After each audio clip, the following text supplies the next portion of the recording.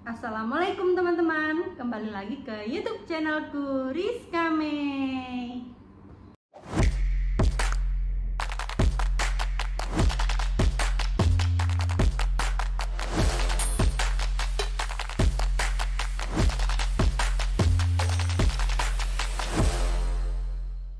Di video kali ini aku mau spill budget perjalanan Malaysia-Singapura selama 7 hari dengan backpackeran 2 dewasa dan 1 anak. Kalian penasaran total budgetnya berapa? Sebelumnya udah aku spill di thumbnailnya ya. Tapi kalau untuk rinciannya aku akan spill di video ini. Jangan lupa klik tombol subscribe bagi yang belum dan tekan tombol loncengnya. Oke? Iya, jadi betul yang ada di thumbnail itu total untuk bukan keseluruhan ya, tapi perorangan yaitu 4 juta sekian. Dan itu total untuk 7 hari. Tapi untuk total yang ada di sini ini adalah sudah pembagian 3 orang. Karena aku menghitung aku, suami dan anak. Jadi untuk total keseluruhannya ada di sini untuk biayanya.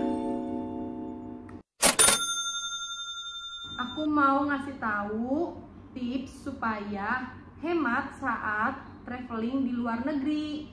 Nah, supaya bisa jadi inspirasi kalian yang mau jalan-jalan ke luar negeri. Pertama itu, carilah pesawat murah. Nah, itu kalian dapetinnya dari mana? Jadi waktu itu tips dari aku adalah download yang namanya Skyscanner. Jadi setelah download Skyscanner ini, kalian bisa searching tanggal dan lokasi negara yang kalian tuju. Aku dapat di harga 400.000. Nah, karena perjalananku itu dari Indramayu, Jakarta, Singapura dan Malaysia. Nah, kalau kalian yang nonton video ini bukan dari Indramayu, itu budgetnya itu mungkin akan berubah tergantung kalian startnya dari mana, oke? Jadi ini tuh ada hari dimana 7 plus 1. Nah, 1 harinya itu kita gunakan untuk stay di Jakarta. Karena kenapa? Kita dapat pesawat flightnya tuh jam 9 pagi, 9 atau 10 aku lupa, sekitar jam segitu. Nah, kalau kita hitung-hitung perjalanan, misalkan bisa aja kita itu nggak nginep 1 hari di Jakarta, alias memang dadakan banget dari kota kami Indramayu itu dini hari berangkatnya, malam hari itu bisa aja. Cuma karena kita nggak mau capek, karena kita membawa anak 1 usia 3 tahun setengah, akhirnya kita lebih memilih stay 1 hari di Jakarta. Ada 2 opsi untuk perjalanan kami dari Indramayu ke Jakarta. Opsinya itu menggunakan kendaraan umum, dan kedua adalah menggunakan kendaraan pribadi. Kalau kendaraan pribadi apa aja sih pengeluarannya? Pertama, bensin, oke? Kedua, tol, karena kita akan lewat jalan full tol. Perjalanan dari Indramayu ke Jakarta kurang lebih 3-5 jam tergantung kemacetan, oke? Dan tergantung berapa kilometer saat kita mengendarai mobil tersebut. Ketiga adalah makan. Aku menemukan hotel yang dekat dari bandara 300.000 per malam.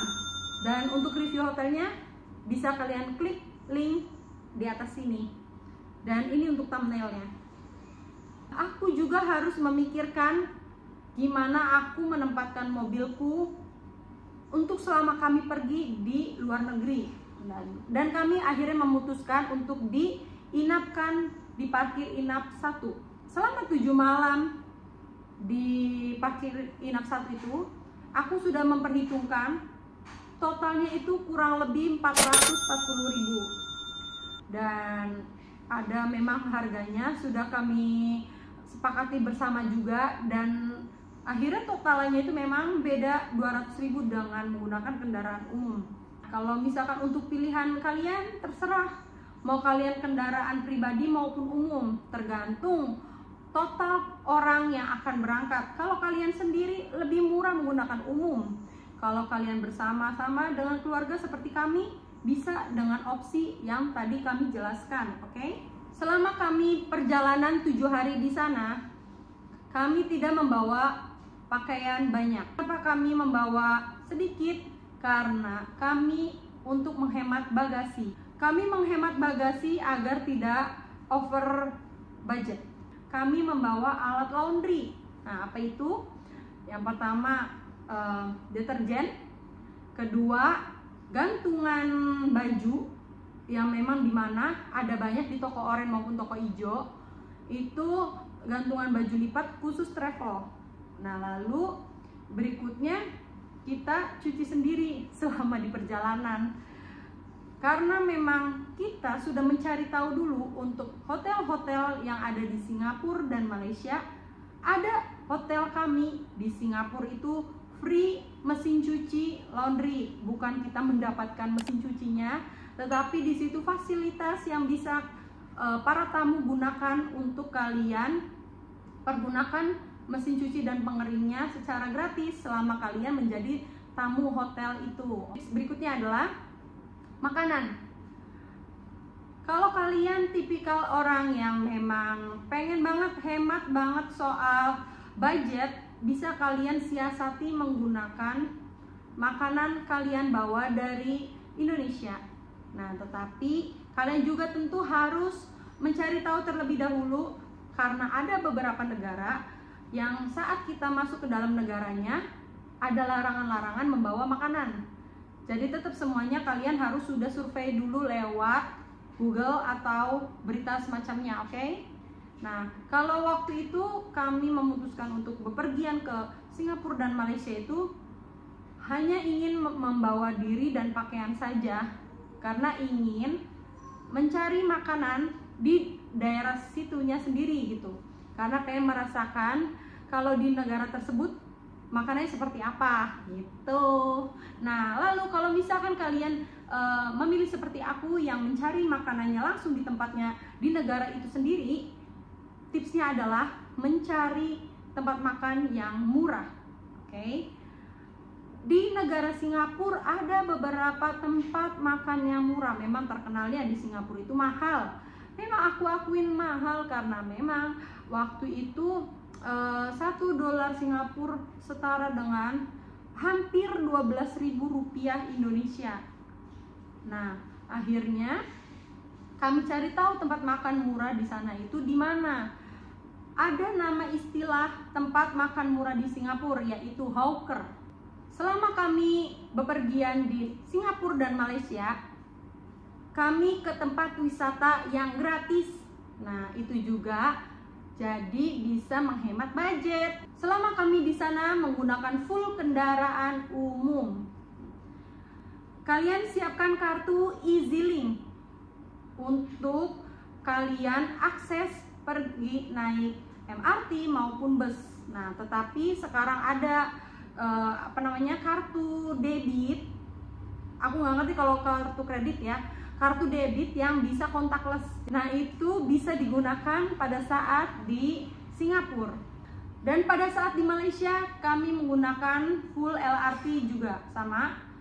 Dan di situ bisa menggunakan uang cash. Kalian siapkan uang cash, lalu kalian tukarkan dengan koin. Nah, nanti di situ kita akses untuk masuk ke area keretanya itu menggunakan koin. Nanti ada cuplikan videonya. Makasih ya. Oke.